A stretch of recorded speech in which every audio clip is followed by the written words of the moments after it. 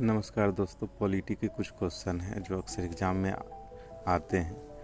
पहला क्वेश्चन है आपका, बलात्श्रम मानव दुर्व्यवहार प्रतिषेध किस अनुच्छेद में? अनुच्छेद 23 में। ठीक है, कहने का ये अर्थ है, यूपी बिहार में अक्सर कहा जाता है जब आपके साथ कोई गलत व्यवहार कर रहा हो, आपको तंग कर रहा हो, तो आप गुस्से में आ जाते हैं, मतलब तैश में आ जाते हैं।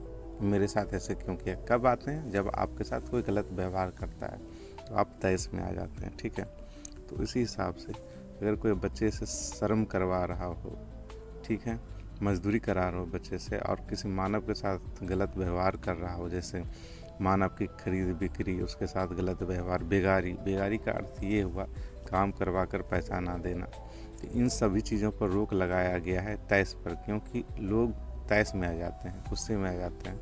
ऐसा नहीं होना चाहिए, इसीलिए इस पर रोक लगाने के लिए अनुच्छेद 23 का प्रयोग किया गया है। ठीक है, नेक्स्ट क्वेश्चन है आपका, 14 वर्ष से कम बच्चों को कारखानों या खदानों खतरनाक जगह पर काम नहीं लिया जा सकता है? किस अनुच्छेद के तहत? अनुच्छेद आपका 24 के तहत जो है कि बच्चों 14 वर्ष से कम बच्चों को खदान या खतरनाक जगहों पे काम नहीं लिया जाता, अनुच्छेद 24 के तहत। ठीक है, अनुच्छेद 24। तो देखिए, 14 वर्ष से कम बच्चे, क्वेश्चन आपका एग्जाम में हमेशा अक्सर आएगा, 14 वर्ष से कम बच्चों को काम पर, खतरनाक जगह पर काम पर रोक है, तो किस अनुच्छेद के तहत रोक है? 24 के तहत। यहाँ 14 है, यहाँ 24 है। ऑप्शन में देगा 25, 26, 24 जो भी, तो 14 में जो पहला एक है उसको एक बढ़ा दीजिएगा, 1 1 2 हो जाएगा, और 4 सेम ही रहेगा। ठीक है, उस हिसाब से आप जो है ऑप्शन को सही सटीक रूप से वहाँ करके आ सकते हैं। यहाँ 24 है, वहाँ 14 वर्ष क्वेश्चन में रहेगा ही, क्वेश्चन से ही आंसर बन जाएगा आपका। ठीक है, नेक्स्ट क्वेश्चन है, कोई भी व्यक्ति किसी भी धर्म को मान सकता है और उसका प्रचार प्रसार कर सकता है। ठीक है, उसका प्रचार प्रसार कर सकता है किस अनुच्छेद के तहत? अनुच्छेद 25 के तहत कोई भी व्यक्ति जो है किसी भी धर्म को मान सकता है, उसका प्रचार प्रसार कर सकता है। एक बच्चा है, अपनी माँ से बार बार जाके पूछ रहा है, क्या माँ हम किसी धर्म को मान सकते हैं? किसी भी धर्म का जो है प्रचार प्रसार और हम धर्म को मान सकते हैं, जान सकते हैं? उसकी माँ बोलती है, बेटा मैं 25 बार बोल चुका हूँ तुमसे कि आप किसी भी धर्म को मान सकते हो।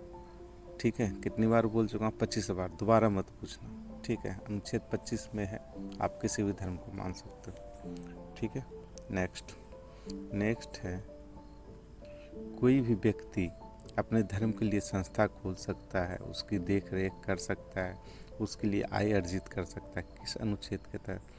अनुच्छेद 26 के तहत कोई भी व्यक्ति किसी भी धर्म के लिए संस्था खोल सकता है, उसके आय के लिए जो है वो उसकी देख रेख के लिए आय अर्जित कर सकता है। किस अनुच्छेद के तहत? 26 के तहत। ठीक है, 25 में तो जान गए कि 25 में क्या था, किसी भी धर्म को मान सकते हैं। अगर जब आप मानेंगे तो उसकी देख रेख के लिए भी कुछ चाहिए ना, देख रेख के लिए आपको जो है संस्था खोलना पड़ेगा, आय अर्जित करना पड़ेगा। तो वो अनुच्छेद 26 में, 25 के बाद मानो, 25 में मानो, 26 में देख रेख करो। ठीक है, ऐसे भी कह सकते हैं, जब भी हम गांव घर में किसी धार्मिक कार्य या अनुष्ठान के लिए चंदा देते हैं तो 1 रुपये हमेशा बढ़ा के देते हैं। जैसे 100 रुपये दे रहे हैं तो 101 देते हैं, 50 देते हैं तो 51 देते हैं। ठीक है, उसी तरह 25 में मानते हैं, 25 में क्या करते हैं, मानते हैं, और 26 1 रुपया बढ़ा के जो है चंदा देते हैं, जिससे हमारा संस्था चलते रहे। ठीक है, नेक्स्ट क्वेश्चन है, धर्म के नाम पर,